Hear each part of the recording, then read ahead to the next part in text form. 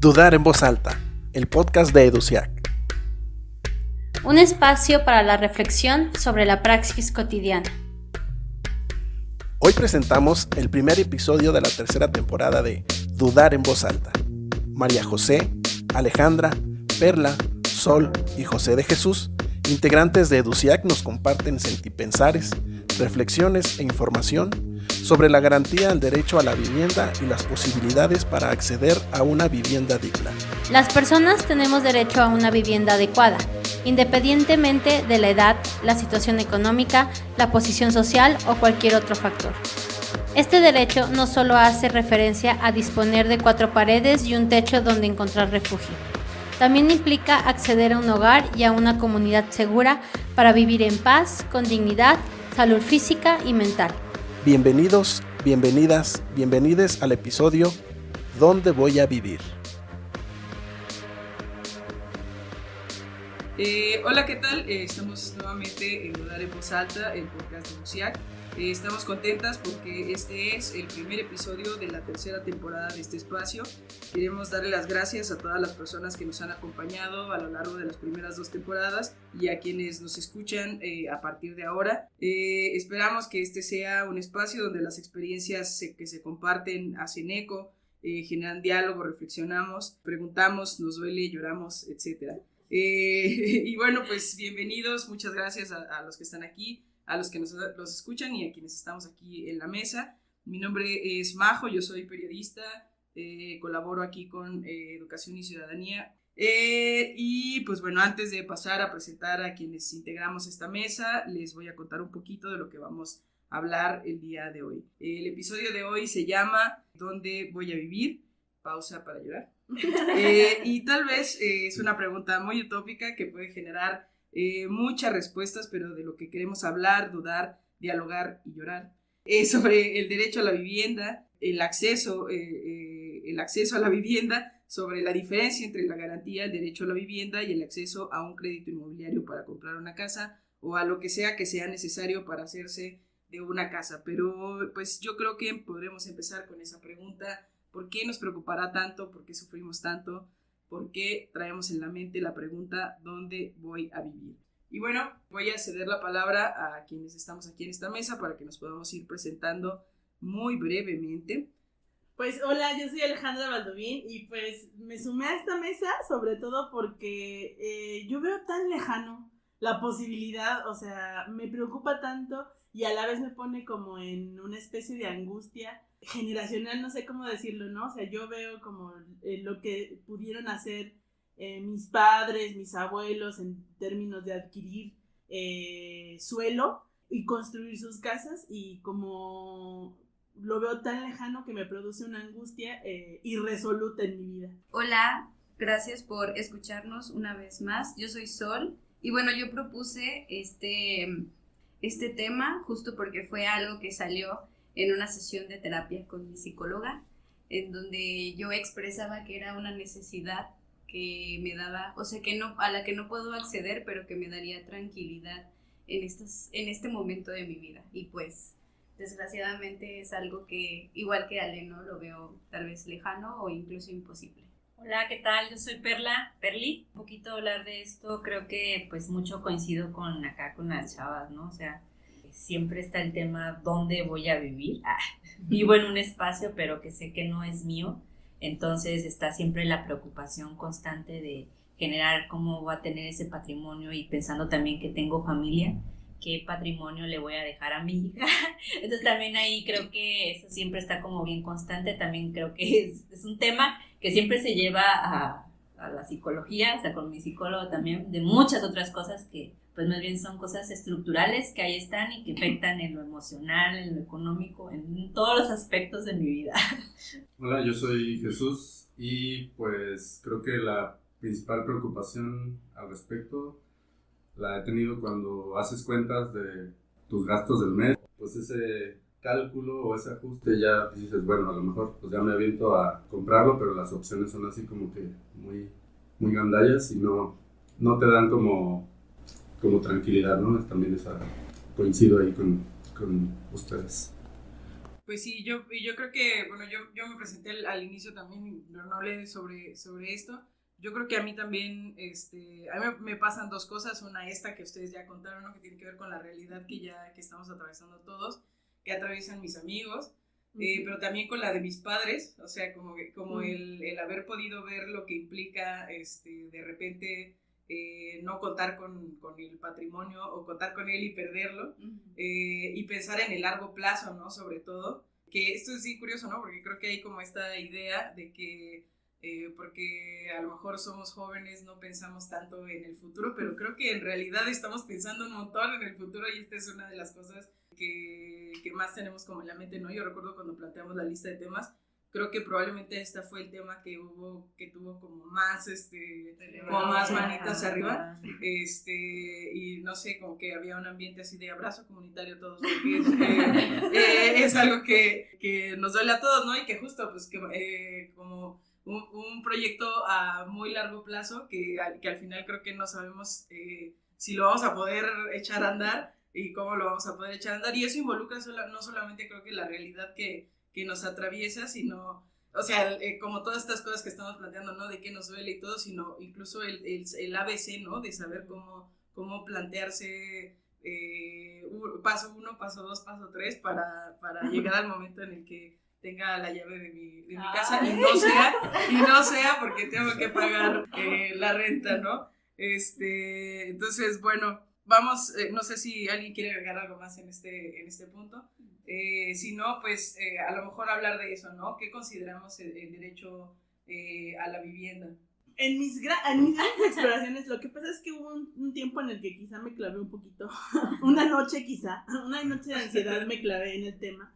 Y entonces entendía un poco que la vivienda, primero, como poner varios puntos, ¿no? Vivienda no es sinónimo de casa, ¿no? O sea, eso para mí es como súper relevante, ¿no? Porque creo que cuando empezamos a hablar de dónde voy a vivir, lo primero que pienso es casa. Y eso implica, pues, adquirir una casa, ¿no? Y eso nos abre como otras puertas, ¿no? Entonces, como que lo primero que a lo mejor habría que poner ahí de facto sería que vivienda no es igual a casa, ¿no? Que vivienda es un poco más parecido a gente habitando, ¿no? Y habitar un espacio implica o abre un universo de posibilidades que tiene que ver con la seguridad, con la comunidad, con otros verbos y otras palabras que tienen más que ver justo con el ambiente que con adquirir una casa, ¿no? Sí, Sin embargo, pues está también implícito, ¿no? A lo mejor para mí, como tal vez tratando de desglosarlo, un derecho a la vivienda tiene que ver con poder adquirir una casa, poder, no sé, acceder a un crédito inmobiliario, que ese es otro universo, y después también tendría que ver con modalidades de habitar. Voy a dejarlo hasta ahí, pero sí, no, porque yo ahorita pensando lo que estás diciendo, yo pensaría que entonces si estamos hablando de esa modalidad de habitar, pues también está la decisión en que si yo quiero habitar una casa que no probablemente sea mía, la que puedo habitar a través de la renta, ¿no? Y que esas rentas sean accesibles y también no me repercuten en mi estabilidad económica o tener algún acceso a otros derechos, ¿no? O sea, vamos, el tener una casa no quiere decir que... o el tener el derecho a la vivienda no quiere decir que necesariamente todas las personas aspiremos a tener una casa, ¿no? Sí, es que como que siento que hay ahí esferitas del derecho, ¿no? O sea, está en el centro esta cosa del derecho a la vivienda, y yo veo uno más grande que es el derecho a habitar, ¿no? Y el derecho a habitar no está supeditado a la dueñitud de un espacio, ¿no? Que creo que ahí es donde me empiezan a hacer clic un montón de cosas, y como que se abre la posibilidad de que entonces no estoy como, no tendría que ser mi objetivo de vida comprar una casa, sino garantizarme vivienda, ¿no? Que también está escabroso el tema, pero eso, ¿no? Yo creo que el derecho a la vivienda, luego lo que pasa es que para que exista también tiene que existir la garantía de otros derechos, o sea, como el derecho al trabajo digno, el derecho, hemos hablado mucho recientemente, ¿no? El tema de los cuidados, tendría que haber ese sistema, ¿no? También que pueda hacerse cargo de una persona que en su momento ya no pueda por sí misma proveerse lo que sea que para ella signifique tener una casa, ¿no? El derecho a la salud, ¿no? O sea, toda otra serie de derechos tienen que materializarse para que se pueda materializar también el derecho a la vivienda como sea que uno lo conciba, ¿no? También. Y perdón, bueno, también agregando lo que dice Majo, les traigo un dato. Para llorar. Para llorar. Y sobre todo esto como por la relación, ¿no? La interrelación de los derechos humanos y que todo es importante, no nada más es la vivienda, ¿no? También, como dice Majo, son servicios, pero pues también acceso a bienes naturales, ¿no? Como lo es el agua, por ejemplo.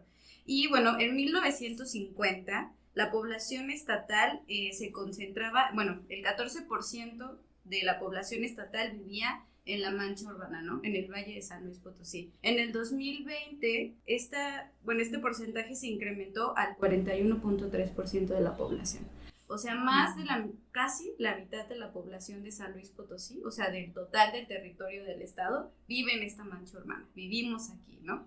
Lo cual hace que pues tengamos problemas de agua como los que estamos viviendo en este momento, y que hay como territorios como la Sierra de San Miguelito que se ven como en riesgo, ¿no? O sea, también por eso del cambio de uso de suelo, desplazamiento de otros hábitats y incluso de otras especies, porque también hay que pensar que, o sea, vivimos aquí, pero no somos la única especie que tiene derecho a habitar este espacio. Sí, ahí lo que dices, o sea, yo estaba un poco investigando la ley de vivienda en México, y justo me daba cuenta como de eso, ¿no? O sea, cómo está ordenada la ley de vivienda. Pero, ¿por qué hablar de la ley? O sea, ¿por qué hablar de la ley de vivienda? ¿Qué tiene que ver en eso? Que estamos hablando? Pues es que lo que pasa es que, pues, justamente como para, digamos, aterrizar qué es el derecho a la vivienda, pues hay que hablar de que tiene que haber una política pública, un documento que nos diga, que nos dé norte, que diga qué vamos a hacer con ese derecho a la vivienda. O sea, es que si hablamos solamente en términos de derecho, o sea, como podríamos estar hablando de una gran nube de cosas que no se materializan en nuestra vida, ¿no? El derecho al ocio, el derecho a una vida libre de violencia, es una cosa así muy grande y amplia, ¿no? Sí, y lo pregunto porque a lo mejor nosotros nos queda bien, o sea, decimos, no, pues sí, o sea, hay que hablar de esto también, ¿no? Pero pues a quienes nos están escuchando también que sepan por qué también es importante hablar sobre la cuestión de la ley, porque al final de cuentas quien nos garantizan esos derechos, pues es el Estado, ¿no? Y sus estructuras o sus formas de gobernanza o que se tienen en sus diferentes leyes, pues son importantes y perjudican mucho en cuestión de nuestros derechos. Sí, digamos que lo grande es el derecho a la vivienda que se va a aterrizar en los países, en los territorios, como en una ley, ¿no? Y esa ley luego va a pasar a ser programas, ¿no? Entonces, el derecho a la vivienda se manifiesta en México a través de la ley de vivienda, y la ley de vivienda puede tener programas como pueden ser el Fobiste, el Infonavit y otros, ¿no? Y eso ya te da como un reglamento de cómo acceder, por ejemplo, a adquirir una casa, ¿no? O la ley de rentas, por ejemplo, también, ¿no? Que también es parte de la ley de vivienda, pero que te da como otro universo de posibilidades en cuanto a adquirir una casa, ¿no? O tener un espacio donde vivir. Entonces, la ley de vivienda, pues justamente lo que nos trata de decir es que eso, ¿no? Que todas las personas que habitamos en este país tendríamos que tener garantía de vivienda. Voy a dejar hasta ahí porque ya se me olvidó qué iba a decir. Yo ahí quiero aprovechar como para agregar, sí tiene mucho sentido lo que dice Perli, o sea, sí. Primero, pues porque es un derecho, entonces lo tiene que garantizar el Estado. ¿Cómo lo hace? A través de las leyes, ¿no? Y entonces esas leyes tienen que estar en armonía con lo que ya dice el instrumento internacional que sea, ¿no?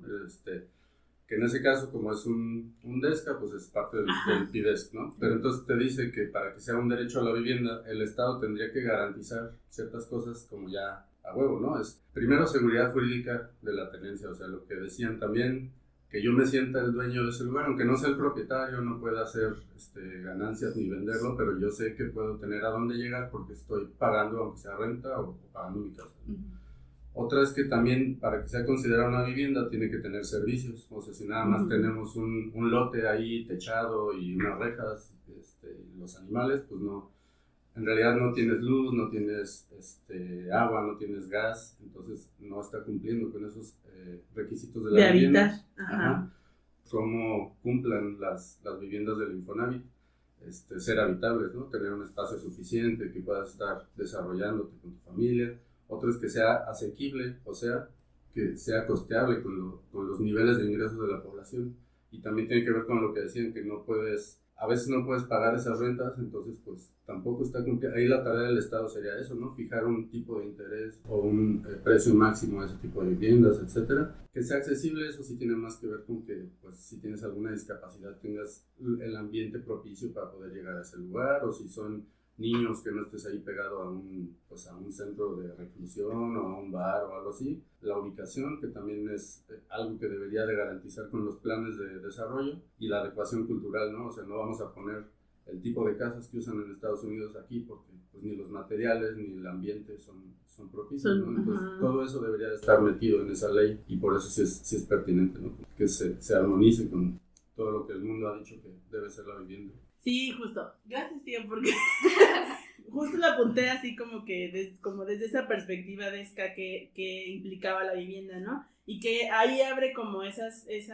posibilidades, ¿no? O sea, la vivienda podría ser la adquisición, el arrendamiento o el refugio, en todo caso, ¿no? Que a lo mejor no consideramos el refugio porque pensamos que a lo mejor es una cosa trascendental o que tiene que ver con condiciones, por ejemplo, si hay alguna desastre natural o alguna condición de violencia o rehabilitación, y entonces pensamos en el refugio como vivienda en esos momentos, ¿no? Transitorio.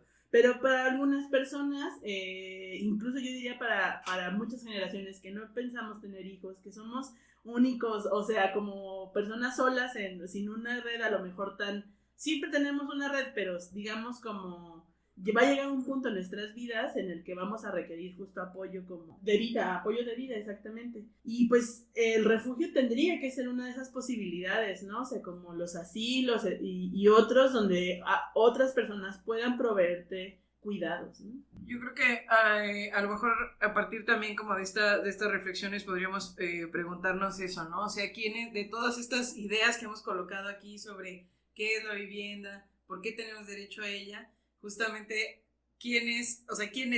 para quienes sí se materializa el derecho a la vivienda? ¿Ustedes qué piensan? Yo voy a colocar acá un dato que justo lo anoté antes de venir acá. Vi una publicación de un banco que hizo como un cálculo, y está chistoso porque decía algo así como: si tú te quieres independizar de la casa de tus papás, necesitas esta lana para vivir, ¿no? Y entonces este cálculo que hizo este banco tiene 8,000 pesos de renta. Y, o sea, 8,000 pesos de renta, pero luego pone canasta básica 2,500. No. Y luego se pone acá como buena onda y pone plataformas de streaming 500 pesos. Buena onda. Ajá. Sí, ¿no? 1,500 de agua, luz, internet y gas. No. Y luego 840 de transporte. En resumen, para este banco uno necesita 13,340 pesos para vivir y pagar, si uno paga una renta, ¿no? Entonces yo leí esto de entrada y me quedé pensando así como de, a ver, el salario mínimo en ese país es menor, o sea, es 500 pesos menor a lo que este banco está tasando para pagar una renta, ¿no? Entonces, creo que eso, ¿no? O sea, ¿quiénes sí podrían pagar? No me parece tan descabellado pensando como en o sea, entiendo la realidad a la que se puede referir este banco, pero sí, o sea, 8,000 pesos de renta, ¿qué tiene que estar pasando para que uno, eso, ¿no? O sea, una vivienda cueste 8,000 pesos de renta o no podamos acceder a pagar esos 8,000 pesos de renta? ¿Qué piensan? ¿Quiénes pueden acceder a la vivienda? Perdón por... Pues es que ya nos diste más o menos la respuesta, ¿no? Para quienes tengan más de ese salario, Exacto. podrían por una persona, ¿no? Si aparte, si tienes dependientes económicos, ya valió, ¿no?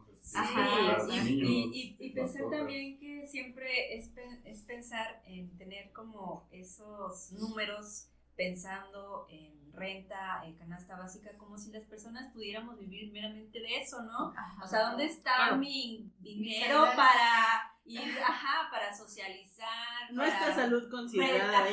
No está ahí. Salud emocional, Es menos. menos, ¿no? Justicia. O sea, no, o sea, ahí tendrías que tener un ingreso, no sé, ¿de cuánto? Al menos el doble de eso. Exacto. Que pone como básico. Y pues llegar a esas cifras, pues la verdad es que, seamos realistas, la mayoría de las personas pues no llegamos a ese tabulador. No, y lo que haces pues es que te endeudas para poder entrar a esos derechos que no te garantizó nadie, ¿no? O sea, tú tienes que pagarte tus propios derechos, el de la vivienda.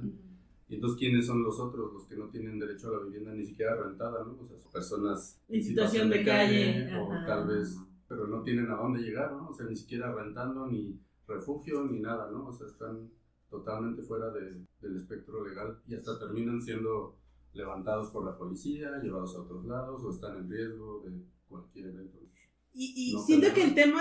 siento que el tema con eso, o sea, si una parte de ese universo del derecho a la vivienda es evitar estar en situación de calle, siento que para la gran mayoría, o sea, digo, para muchas personas que no estamos en esa situación de calle, porque al final no tengo un dato de cuántas personas viven en situación de calle en México, pero sí creo que es poco porcentaje. Pero justo porque es poco porcentaje lo vemos súper lejano que nos pueda pasar a nosotros, ¿no? Y entonces siento que no abordamos el derecho desde esa posibilidad, el derecho a la vivienda desde esa posibilidad, porque como que de fondo tenemos una cosa de no me va a pasar a mí.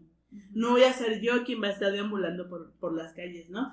Pero quien puede acceder, digamos, a un crédito inmobiliario, que aquí ya dijimos que no es lo mismo, pero digamos, si es una forma de acceder a tener una casa, un crédito inmobiliario, solo quienes son trabajadores formales pueden entrar. Y ahí sí que tenemos datos, ¿no? Que son menos del 80% de la población en México tiene un trabajo formal, ¿no? Eso pensando en que ese trabajo formal te dio desde el principio todas las posibilidades y todos los derechos que estás conquistando desde el 75. Pero no, porque resulta que ese derecho también está limitado al tiempo que llevas trabajando, a los derechos que te garantizaron, porque pues ahora esa formalización ha sido como una liguita que se estiró, ¿no? Diciendo quién está en modo, o sea, es formal, pero no tengo todos los derechos garantizados, no tengo fondo de ahorro, alcanzo a llegar a garantizar mis servicios de salud básicos y el Infonavit. Pero de eso a cuántos puntos obtuve, o sea, para llegar además a una edad, ¿no? Porque el Infonavit después de los 34, 35 disminuye así en un porcentaje dramático tu posibilidad de acceder. Pero si a mí me garantizaron mis derechos laborales cuando tenía 28 años o 30, pues claramente en 5 años no voy a juntar el puntaje necesario para adquirir una casa, ¿no? Entonces eso va como reduciendo así. Primero, ¿cuántas personas están formalizadas, no? ¿Cuántas personas de esas formalizadas han tenido el tiempo suficiente para juntar esos puntos? Y luego, ¿quiénes tienen requisitos necesarios para acceder al crédito? Es decir, que no haya yo acumulado una deuda en otro lado, que tenga pagos así puntualísimos en todas mis tarjetas, que tenga historial crediticio, que tenga personas que me amparen, así como que hayan tenido en mi familia otros préstamos. Y esto va reduciendo a la posibilidad del 80% de trabajadores formales hacia acaso un 10% de personas que van a acceder a un crédito inmobiliario. ¿Y de qué tamaño va a ser ese crédito inmobiliario? ¿Y para qué te va a servir? ¿Y para qué te va a servir? ¿Y para qué te va a a alcanzar? ¿Y dónde va a estar tu casa? ¿Y qué tan garantizado tiene? Y otra vez, ¿no? Como esos otros derechos como para tú decir, ay, o sea, me aviento una deuda de 20 años, ¿será? O sea, voy a seguir siendo un trabajador formal dentro de 20 años, voy a seguir pudiendo... sí, porque la formalidad para nosotros ya no es perpetua. Sí, ¿no? O sea, yo entiendo que sí, a lo mejor hace 20 años pues era más fácil decir, no, pues sí, estoy trabajando aquí y aquí voy a hacer una carrera de 20, 30 años, no sé quién pueda decir eso en nuestra generación, o sea, en su trabajo formal, aunque sea formal, ¿no? Uh-huh. Yo agregaría también a quienes pueden acceder a la vivienda, a quienes tienen el conocimiento de que pueden de que tienen ese derecho, ¿no? Y también como ese conocer esos derechos y poderlos hacer exigibles, también creo que es un escalón que no todos podemos subir, ¿no? También que es una deuda, o sea, que no esté socializada también esa información, exacto, que no sea fácil de acceder tanto por las razones que sea, o sea, que no lo tengamos a la mano, que no lo podamos accionar, también pues es parte como de toda la deuda, ¿no? que tiene el Estado con las personas que deberíamos poder ejercer nuestro derecho a la vivienda. Y yo creo que a lo mejor ahí podríamos pasar como a ese siguiente tema, ¿no? O sea, ¿qué alternativas tenemos quienes atravesamos esta crisis de acceso a la vivienda? Y eso, ¿no? También, pues, ¿dónde colocamos la exigibilidad de ese derecho? Ahorita hablábamos de la ley, ¿no? Por ejemplo, de la ley de rentas. Yo no sé quién se había planteado eso, ¿no? La existencia de que existe algo que regula la renta que te cobran en tu depa de 2 cuartitos por 7,000 pesos en el centro de alguna ciudad que no voy a nombrar. O sea, ¿quién regula todo eso, no? Y cómo, dónde se negocian esas como esas prerrogativas, ¿no? Como esas autorizaciones y cómo llegamos también a esos costos que tiene la vivienda para la población. Igual podemos empezar por ahí, ¿no? ¿Qué alternativas creen que tenemos quienes estamos en esta generación preguntándonos dónde voy a vivir? Un minuto de silencio. Bueno, antes de hablar de las alternativas chidas, yo quiero regresarme un poco a lo que decía Ale, ¿no? De a mí no me va a pasar eso de vivir en la calle. No, pero, o sea, creo que también nos restringimos a otros tipos de condiciones, ¿no? O sea, yo a mis 28 años tengo que seguir viviendo en casa de mi mamá porque no puedo pagar una renta, ¿no? O vivir en un depa con roomies y un chingo, ¿no? Y las personas que hayan tenido experiencia, o sea, compartiendo una casa o un depa con otras personas, saben lo caótico, lo desgastante, lo horrible que es, porque no es un espacio propio, porque no puedes hacer nada como a ti te gustaría, ¿no? Entonces, o sea, fuera de vivir en casa de tu mamá o tu papá, o sea, tendrías que rentar un cuarto así súper chiquito en pésimas condiciones que a lo mejor pues yo estoy sola, pero tengo una mascota, ¿no? Y no me aceptan en todos lados. Entonces, pues todo eso se va reduciendo aún más. Que también, quién sabe qué tanto podríamos decir, no me va a pasar, porque ya hasta me puse a buscar el dato que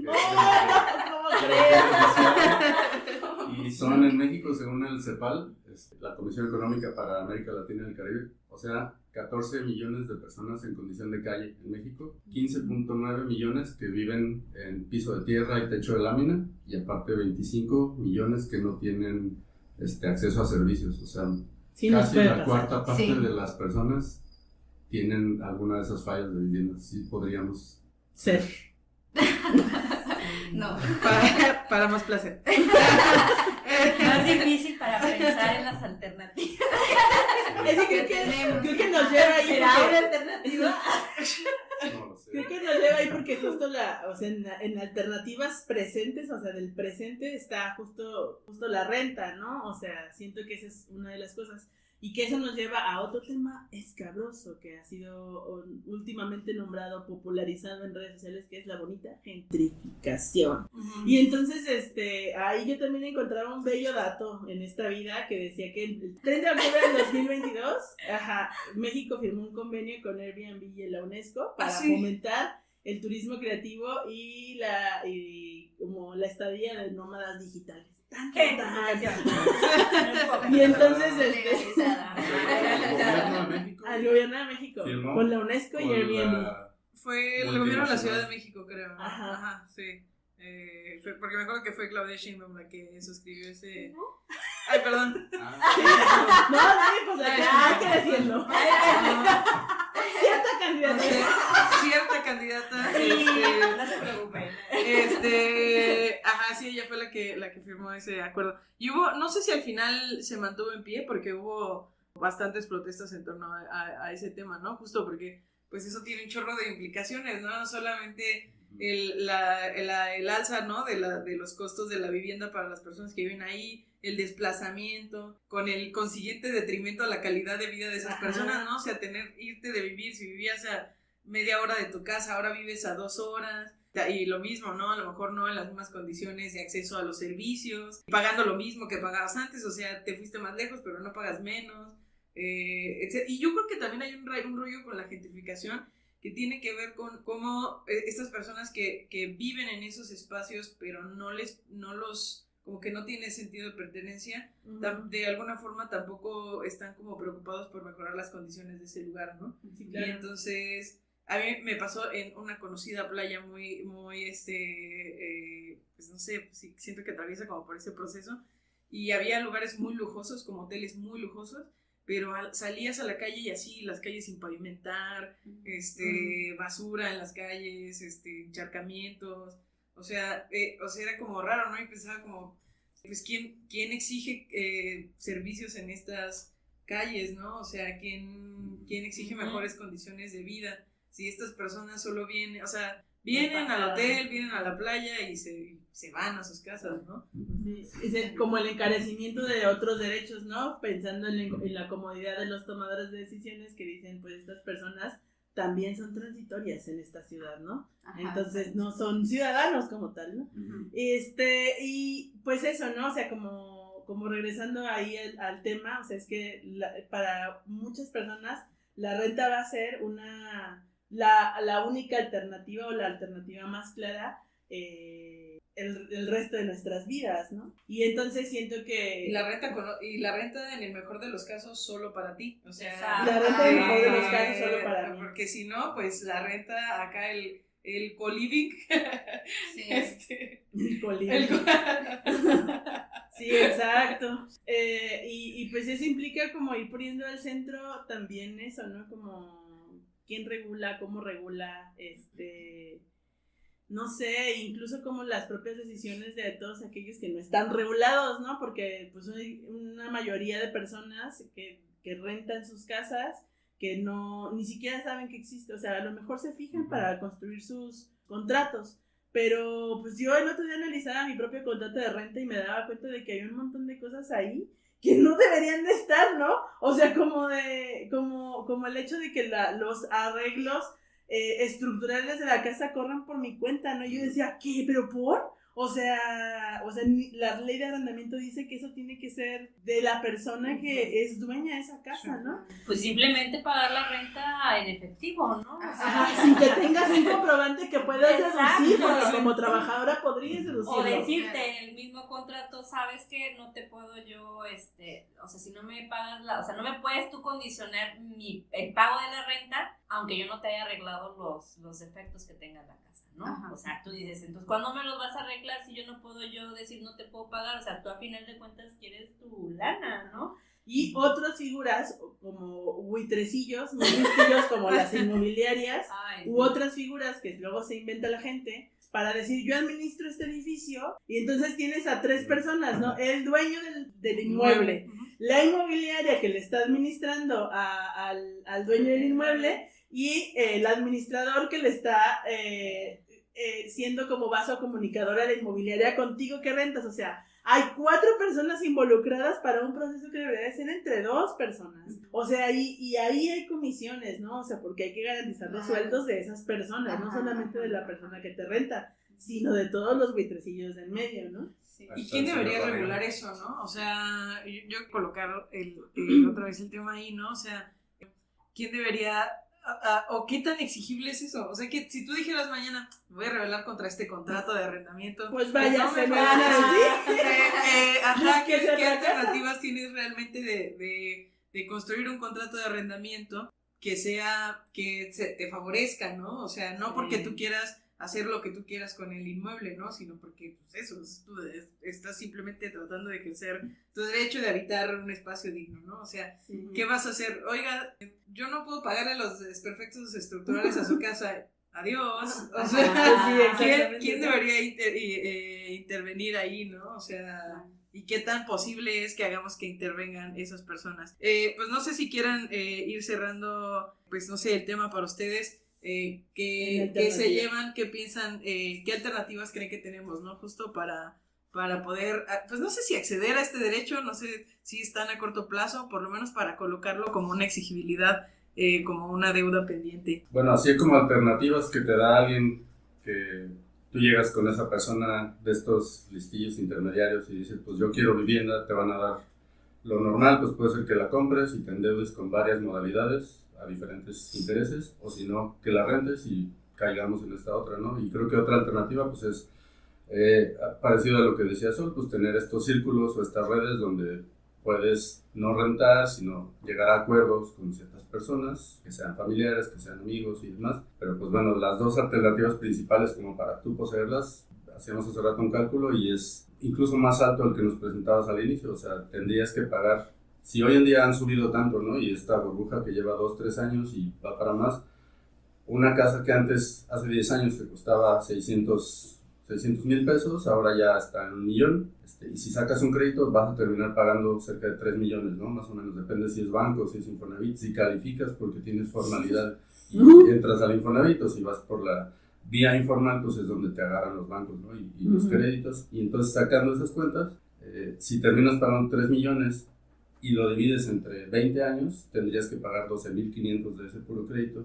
Y si pues estás rentando, seguramente va a ser una alternativa a lo mejor más posible. Y creo que más bien tiene que ver con lo que comentaba Perly, ¿no? Si quieres tú pensar en qué vas a dejar o en qué personas vas a beneficiar, pero pues sí, las opciones están bien difíciles, las alternativas.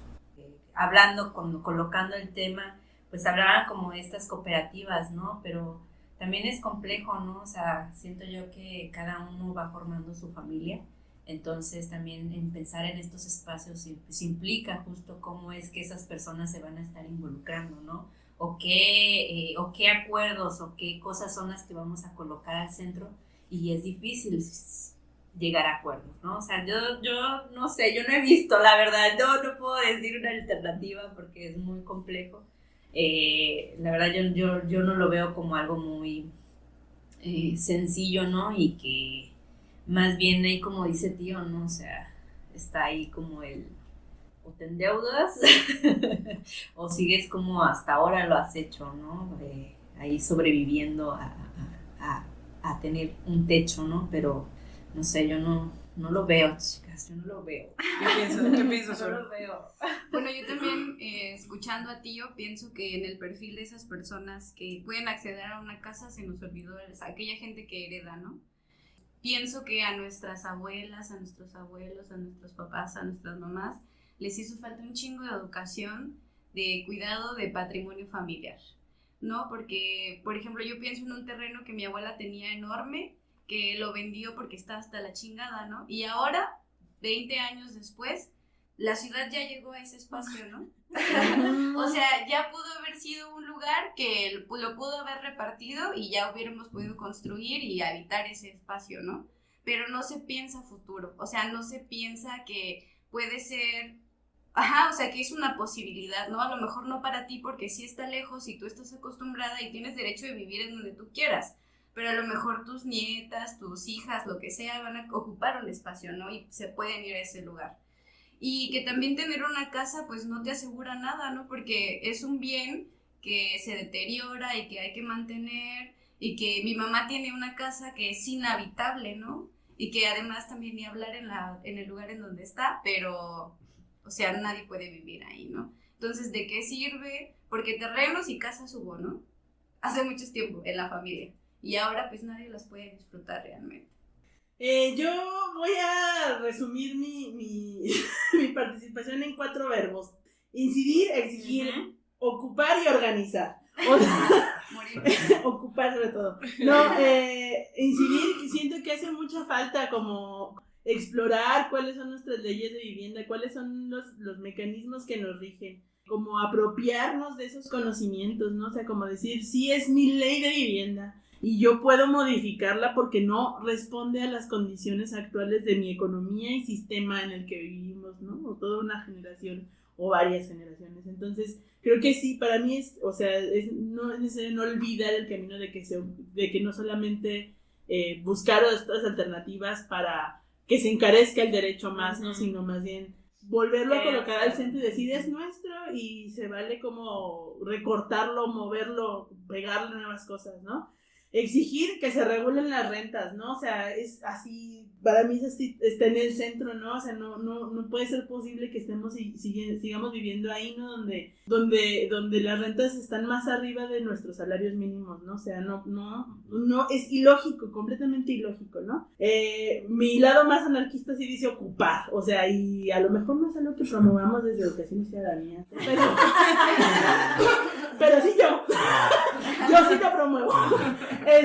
O sea, y ocupar pues es como esta acción como de hay un montón de viviendas deshabitadas, ¿no? Y sin dueños y demás, ¿no? Y pues también implica aventarse el tiro, ¿no? De legal de lo que implica ocupar, ¿no? Pero a mayores restricciones legales, medidas radicales. Ese es como pues que pongámoslo ahí, ¿no? O sea, como en algún punto en el que no se logre, pues hay un montón de lugares y techos que ocupar. Y pienso yo organizar como en el sentido de ver otras alternativas que también están garantizadas desde la ley, como pueden ser las sociedades de vivienda, que para mí es un tema poco explorado y conozco, o sea, más bien he visto pocas experiencias que se lograron concretar, pero entiendo que hay posibilidades de ser sociedades de viviendas, ¿no? Y pues a lo mejor pueden ir de la mano, ¿no? Ocupar y luego ser una sociedad de vivienda y no sé. Pues bueno, yo cerraría nada más agregando a los verbos de Ale el verbo cuestionar. Que cuestionemos esas narrativas a lo mejor que colocan sobre todo a nuestra generación como una generación que no trabaja, que no planea su futuro, que no ahorra, y más bien que cuestionemos esa narrativa y nos detengamos a pensar qué hay en la estructura que más bien nos ha convertido en esta generación precarizada a la que le cuesta trabajo ahorrar, mantener un trabajo formal, poder hacer estos planes a largo plazo, como puede ser planear cómo acceder a tener una vivienda, ¿no? Pues ya nada más, yo creo que pues con eso vamos cerrando. No sé si alguien más quiere agregar alguna última idea. Podemos agregar el verbo combatir por los terrenos en las cenas navideñas. También. Que se demuestre el amor con terrenos. Si me amas, Sí. vale. Fiesta de 15 años, no. Terreno sí. Boda, no. Y Terreno como sí. consejo jurídico, donación, no testamento. Donación en vida, segura donación en vida. Bueno, a mí ya nada más como me genera un poco la duda, ¿no? O sea, a lo mejor desde acá vemos como esas opciones de cómo incidir, ¿no? O cómo hacer incidencia, pero no sé, a lo mejor colocar como algunas pautas para quienes nos están escuchando que digan, pues es que eso sí es cierto, yo no sabía que eso era incidencia, y lo puedo hacer desde acá, ¿no? Porque a veces yo veo o escucho ese verbo y lo veo tan lejano y lo veo tan difícil poder hacer incidencia, más bien como a partir de qué tipo de acciones podemos hacer, como que sean pequeñas, grandes, no sé, creo que la incidencia en general es muy grande, pero que más bien que a lo mejor les haga clic a alguien que nos escuche y diga, pues a huevo, yo puedo hacer esto, y pues está dentro de mis manos poder medio hacer algo, o sea, hacer algo para cambiar esto. Yo pienso que un primer punto de incidencia sí puede ser revisar tu contrato de renta. O sea, revisa tu contrato de renta, compárala con lo que hay en tu ley de arrendamiento estatal, dialoga con tu rentero. Creo que ahí hay un lugar de eso, ¿no? Y comparte la experiencia de hacer eso, ¿no? O sea, que encontré en la ley, que encontré en mi contrato y cómo se lo comparto a otras personas. Creo que ahí ya hacemos incidencia en compartir información desde lo que hemos aprendido. Y yo pensaría otra, aprovechando el periodo electoral, que es revisar qué propuestas hay en los tomadores de decisiones que vamos a seleccionar en términos de vivienda. Con esas dos creo que ya hay dos primeros pasitos que podemos hacer en términos Y accionar, ¿no? A lo mejor a partir como de ese ver, mi candidato a diputado, ¿no? Ya que hablamos de leyes, ¿no? Ajá. Porque luego van los candidatos a diputados y te prometen cosas que ni siquiera están en sus atribuciones, pero las leyes sí están en sus atribuciones. ¿Alguien más quiere agregar alguna otra idea? Pues bueno, vamos cerrando. Muchas gracias a todas, a todos por escucharnos, a quienes estamos en esta mesa. Le agradecemos también a Sol, a Ale, a Perli y a quienes acompañaron en este primer episodio de la tercera temporada de Dudar en Voz Alta. Gracias a Tío, Nidia y Perla por su apoyo en los controles y de grabación. Y bueno, recordarles que nos pueden escuchar en Spotify como Dudar en Voz Alta o en YouTube, donde nuestro @es Educiac. Nos escuchamos en el próximo.